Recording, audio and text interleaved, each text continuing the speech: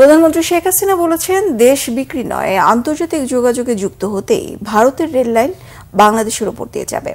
নেপাল ও ভুটানের সাথে যোগাযোগের ক্ষেত্রে ভারতই বাংলাদেশকে ট্রানজিট সুবিধা দিচ্ছে।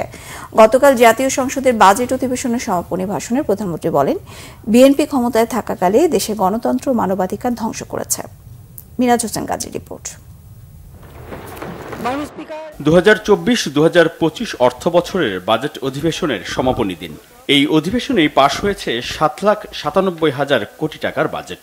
সমাপনী ভাষণে প্রধানমন্ত্রী শেখ হাসিনা কথা বলেন সাম্প্রতিক সময়ের আলোচিত তাঁর ভারত সফর ইস্যুতে। এই সফরকে যারা অর্জনহীন বলছেন তাদের সমালোচনা করেন প্রধানমন্ত্রী। আমরা এখন একটা পদক্ষেপ নিয়েছি মাননীয় স্পিকার।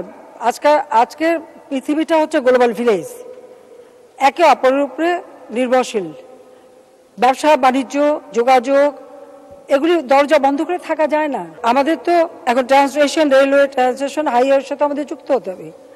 আজকে ভারতকে আমরা ট্রানজিট দিলাম কেন, তার নিয়ে আপত্তি। ট্রানজিট তো অলরেডি দেওয়া আছেই।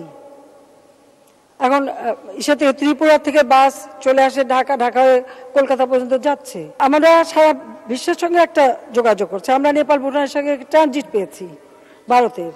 এটা তো কোনো একটা দেশ না, এটা একটা আঞ্চলিক ট্রানজিট সুবিধা এবং যোগাযোগের সুবিধা করার জন্য করা হয়েছে। এই কথাগুলো আমি মনে করি এত বেশি কথা হচ্ছে যেগুলো আমাদের বলা উচিত, সেই জন্য আমি এটা বললাম। স্বাধীনতা যুদ্ধে ভারতের অবদান আবারও তুলে ধরেন শেখ হাসিনা।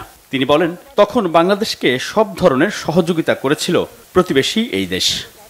আমাদের মহান মুক্তিযুদ্ধে ভারত আমাদের সহায়তা করেছে। আমাদের 1 কোটি শরণার্থীকে তারা আশ্রয় দিয়েছে।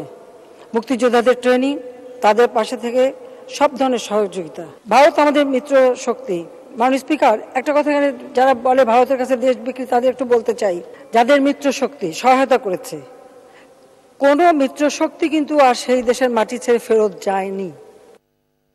একমাত্র বাংলাদেশ ব্যতিক্রম। বিএনপি সরকারের সময়ের কিছু পদক্ষেপ দেশের স্বার্থ বিরোধী ছিল বলে মন্তব্য করেন প্রধানমন্ত্রী। একই সাথে তিনি বলেন, দেশের গণতন্ত্র ও মানবাধিকার নিয়ে কথা বলা বিএনপিকে মানায় না। গণতন্ত্রের কথা তো আমি বললাম যে এতদিন পর্যন্ত গণতন্ত্র তো ক্যান্টনমেন্টে বন্দী ছিল, রাত্রে হতো কারফিউ।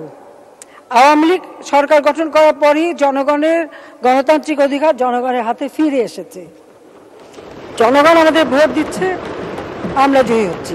এই বিএনপির গণতন্ত্র আর মানবাধিকার কথা শুনলে এটি জিজ্ঞেস করি যে আমি জানি না যারা মানবাধিকার সংস্থা তারা কি অন্ধ না কানা না কি আমি জানি না।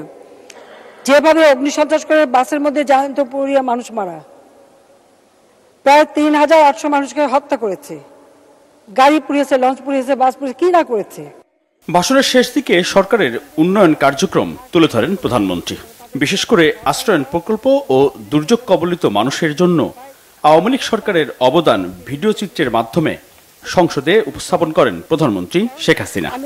আমি ঠিক করেছি একটা বিষয় নিয়ে অন্তত পার্লামেন্টে যখন বলবো আমরা এটা তুলে ধরবো, যেন এটা দেশবাসী বিস্তারিতভাবে জানে। মিরাজ হোসেন গাজী, বাংলা ভিশন, ঢাকা।